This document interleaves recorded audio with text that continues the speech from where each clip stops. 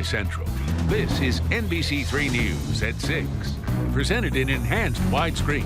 Voted Best Newscast by the Syracuse Press Club for the second year in a row. It's crippling. I don't care how small of a town or city you live in. It's absolutely crippling. I've been in this community 20 years. It's a small town, no crime, very little crime. So it's just this is something unheard of for this area. It's going to take a long, long time to come to grips with what has happened and to make sense and find peace in this senseless situation. But I want the people of this community to know that the people of the state will be with them every step of the way. Good evening, everyone. I'm Megan Coleman. I'm Matt Mulcahy. Of course, that from Herkimer yesterday. We continue to follow the developing story there tonight in the Mohawk Valley. There are few more answers, many more questions tonight as to what led up to this shooting rampage and a 20-hour standoff.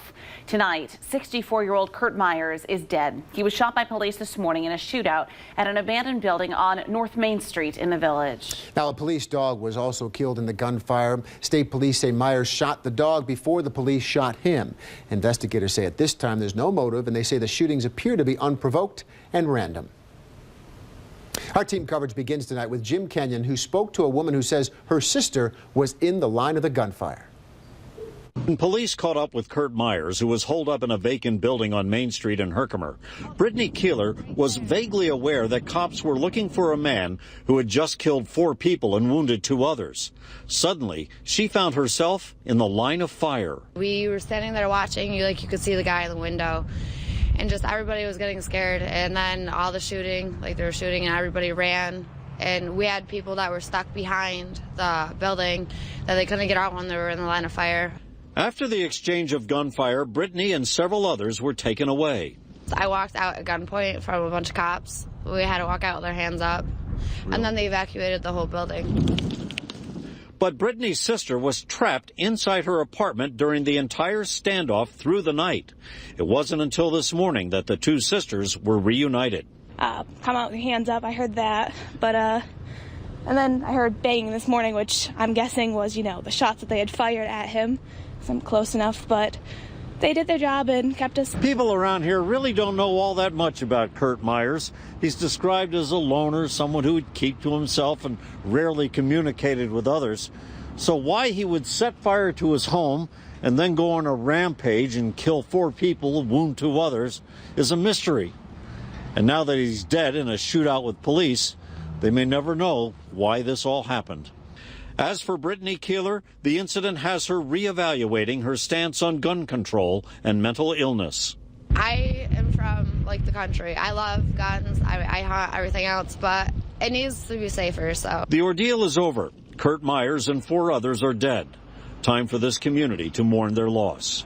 Reporting from Herkimer, I'm Jim Kenyon.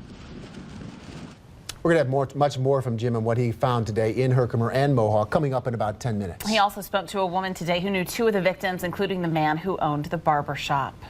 Meanwhile, we are learning new information tonight about the victims of the deadly Herkimer County shooting rampage. 51-year-old Michael Renshaw was a 20-year veteran of the state corrections and served as a corrections officer at Mid-State Correctional Facility in Marcy. He was shot and killed at Gaffey's Jiffy Lube in the village of Herkimer. 57-year-old Michael Rancier was also in the attack. He retired from Mohawk Correctional Facility in Rome in 2006. He was shot and killed at John's Barber Shop in the village of Mohawk. 68-year-old Harry Montgomery, a longtime member of the Mohawk Fire Department, was killed at John's Barber Shop. His car was still parked out front today. Someone taped his picture to the front window. Back to Herkimer, where Thomas Stefka was also shot and killed at Gaffey's Jiffy Lube. Details about Stefka are very limited right now, but we do know he went to the Mohawk Reformed Church and played guitar there. He's thought to be in his 60s. Here's the latest on 2 of the survivors. John Seymour, who owned the barber shop in Mohawk. He's in fair condition. He's the one who was in the barber shop, one of the first shot. The hospital has no new information on Dan Haslauer, who was a customer at the shop. He was in critical condition at this time yesterday. A reminder, the first shooting happened shortly after 9:30 at the barber shop. The second location was Gaffey's over in Mohawk. The FBI says one of its 2-year-old canines was killed this morning during the shootout with Myers. He was shot to death at the end of the standoff. This is Ape, a Czech German Shepherd who just started his career officially with the FBI a couple of weeks ago after finishing a special tactical training course. The FBI says it will hold a memorial for Ape and add his name to a memorial wall at the Bureau's headquarters in Quantico, Virginia. Agents say Ape's heroic actions prevented officers from being hurt or killed. Meanwhile, many are wondering how state police found Myers this morning. Our Alex Dunbar has new information tonight on the chain of events that unfolded this morning. Early this morning, state police and the FBI sent canine units in with teams of officers. It only took them a few minutes to find Kurt Myers in a small room on the first floor. Myers then opened fire on officers, killing an FBI German Shepherd. You know, often there's canines attached to our tactical teams, and, you know, they're much more acute than, you know, people at locating suspects, especially in, you know, certain types of premises, and I think that's what happened here. And as unfortunate as it is that the canine lost his life, it could have easily been an officer. So. Myers was then shot and killed by officers. Police say they have very little information about him. So far, they haven't been able to determine any sort of motive for why he opened fire at a Mohawk barbershop and a Herkimer car wash yesterday, killing 4 men and wounding 2 others. So we think they were unprovoked and random. The only thing that we have on him from our investigation is he's apparently a loner. He didn't have a lot of contact with his family, and the few people that we did find that were relatives, we interviewed some neighbors, nobody could offer any explanation.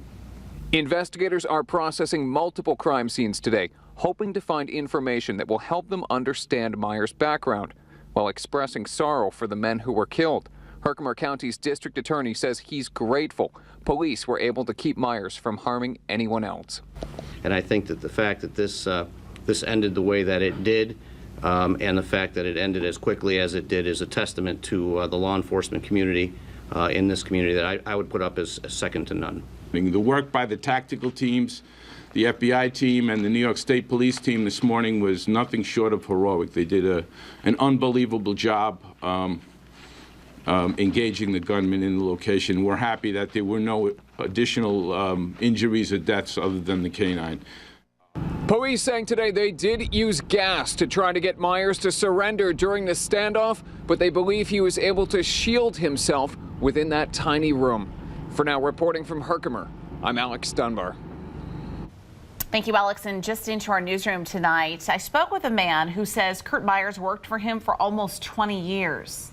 He hadn't seen him for 5 or 6 years, most recently until around Christmas time, and that's when he ran into him in a parking lot in Herkimer. Well, Myers told him he was retired, but their conversation was brief. Steve Copperwheat told me today the encounter was strange and a far cry from what he remembers about his former employee. You are going to hear more from his former employer, from Copperwheat, coming up tonight on NBC3 News at 11. And of course, for extensive coverage, go to our website tonight. Rest of the evening, Wayne's out on the weather deck with the night that's going to continue what's already been a very chilly day. Wayne? It is certainly chilly, that's for sure. Here's a look outside the Stanley Law Skywatch overlooking the city of Syracuse with the Stanley Law camera, and it's still chilly. Oh, it's quiet, at least most of the area right now, even a few breaks of blue sky, but the wind is blowing, temperatures are cold, and we've got wind chills now generally in the teens and low 20s. Here's what's going on. A look at live triple Doppler radar, and things have quieted down substantially from that morning lake effect, and now just some lingering, weakening lake effect snow showers now directly east of Lake Ontario, not to mention a couple of flurries to the southeast of Syracuse heading on down towards Cazenovia. So here's what happens for tomorrow. I think we start out the day with just a little tiny bit of early day sunshine. Then clouding up again. We'll look for some area-wide light snow showers or flurries around for tomorrow afternoon. I suppose it might be a dusting to an inch by evening. The winds will pick up again. The high temperature tomorrow, 37. I'll be back with a more detailed forecast in a couple of minutes. All right. Thank you so much, Wayne. Let's get on to some other news tonight. The NFL is now releasing, the Attorney General, rather, is urging the NFL to closely examine whether potential draft picks were asked about their sexual orientation, because that would be illegal. Eric Schneiderman says he's sending a letter to the NFL commissioner reminding him that discrimination is based on sexual orientation is illegal in our state and at least 23 others.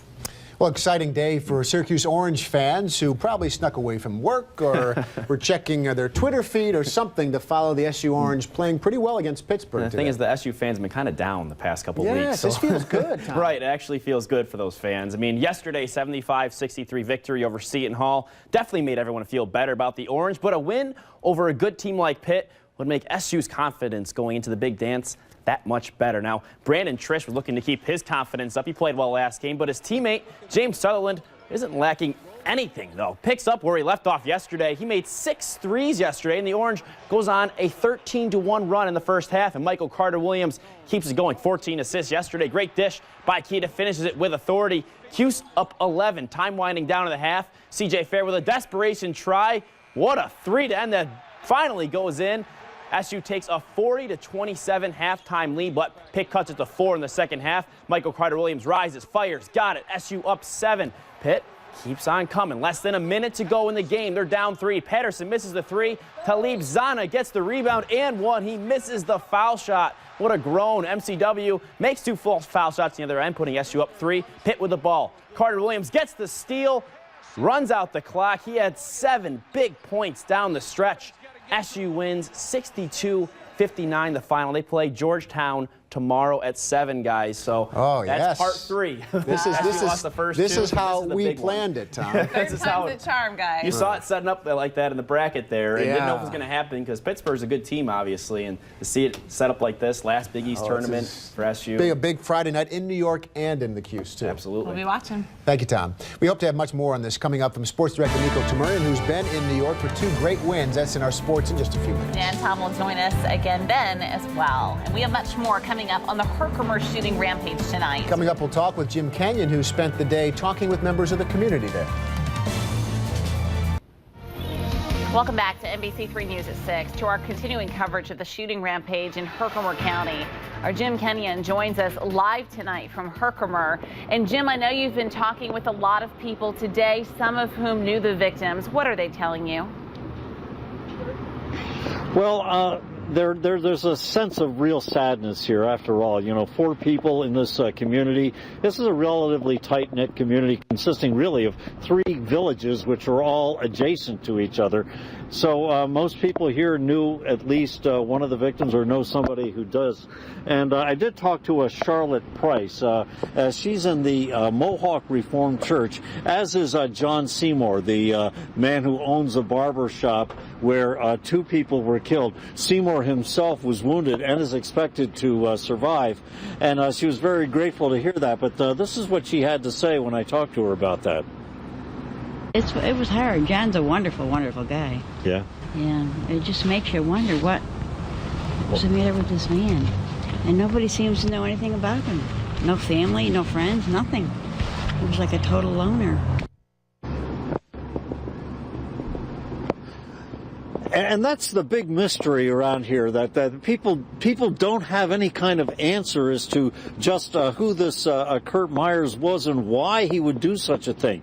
And they may never know the answer because he died in a gun battle with police in a building just down the block from where I'm standing. Megan? Jim, have any people been talking about Kurt Myers, what they know of him? Was he someone who was well known around town? What are people saying about him today? They didn't know much about him at all. They'd see him every now and then. People would know who he was, but he would never really talk to anybody, and he was considered somebody who's just they would just see on the street and not know anything about. So that's one of the big mysteries, and I guess the police are really asking anybody who knows anything about Kurt Myers to contact them. They're trying to put this puzzle together. Jim Kenyon, live for us in Herkimer tonight. Jim, thank you. We want to remind you we are going to be speaking with the former employer of Kurt Myers. That's coming up tonight on NBC3 News at 11. On to the weather today, a snowy and chilly day across central New York. This Wade Mahar tells you what to expect tomorrow and in onto the weekend coming up in your 7-day forecast. Just bone-chilling cold out there today. Chief Meteorologist Wayne Mahar is out on the weather deck for us tonight. And Wayne, it was that whipping wind that really just went right through you today. Oh boy, we sure had that old wind chill factor going today. That's for sure. Those west or northwesterly winds not only producing that lake effect snow around, but also, as you just mentioned, Megan, that whipping wind of 20 to 30, 35 mile an hour gust, wind chills in the single numbers and teens. Well, as we look ahead, I think we're going to try to calm things down just a little bit as we head on into the weekend. Here's a look at what's going on right now. Live triple Doppler radar. Some leftover light lake effect snow showers and flurries for the most part now. Directly east of the lake, or maybe a little bit of a moderate squall here or there east of Adams, heading into the Tug Hill and into southern parts of Lewis County. But that activity continues to slowly dry up, and for the most part, we'll have a fairly quiet night. Hour by hour then for tonight, those lingering lake effect snow showers and flurries for the most part north of Syracuse, east of the lake. Couple of flurries southeast of Syracuse too. Those be drying up, continuing to weaken. Skies becoming partly cloudy, winds diminishing. A cold night with a low temperature 19 degrees. Some of the weather highlights we've got coming up: a changeable, fast-paced pattern right on into next week. That's going to make it tough to get any appreciable amounts of sunshine in here. We got a weak system in here tomorrow afternoon and tomorrow night. Maybe it's good for an area-wide coating to an inch or so, should about do it. And some of it will probably melt too on the road surfaces tomorrow afternoon. And then a fairly quiet weekend. Next system comes in with a wintry mixture, maybe some rain Monday night. And then colder weather behind it again for the middle of next week. Northwest wind flow of cold air is starting to give way to this drier air in here. And then here's this little system out here to the west that gets in here tomorrow afternoon and tomorrow night. So the 7-day weather outlook tomorrow: the breeze picks up again, increasing clouds, some light snow showers in the afternoon on into tomorrow night. High tomorrow 37. Saturday morning, light snow showers and then a little sun, 32. Sunday, chance of a flurry, otherwise partly sunny, 35. And then we'll get a wintry mixture of some rain in here late Monday on into Tuesday. That's the latest from the weather outside. The resurgence of SU seniors Brandon Trish and James Sutherland give SU fans not only more confidence, but the players themselves.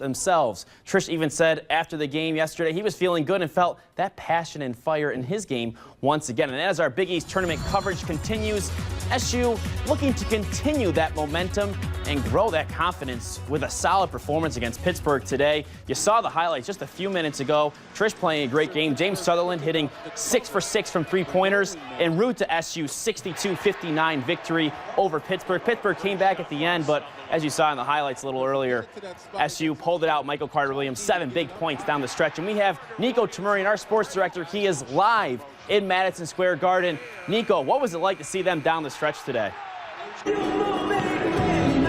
Tom, I'll tell you what, it's a little empty behind right now, just a couple of Villanova guys shooting, but earlier this place was electric, all full of orange, by the way, rooting on the orange with Esco Orange chants. And by the way, at the end they were saying, we want Georgetown. That's the thing, you know, it was less than a week ago that Georgetown beat the orange. This is a team that we saw the last couple of days, and they're ready for the challenge ahead.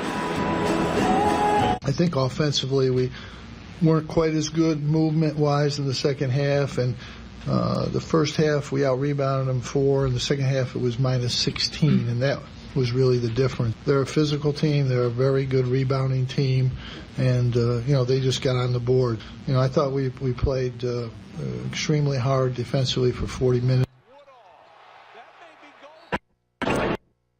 And I'll tell you what, you can't script it better than what we have tomorrow night. 7 o'clock under the lights here at MSG. Syracuse, Georgetown one last time with a trip to the Big East Championship on the line. Reporting live from Madison Square Garden, I'm Nico Tamurian. Back to you.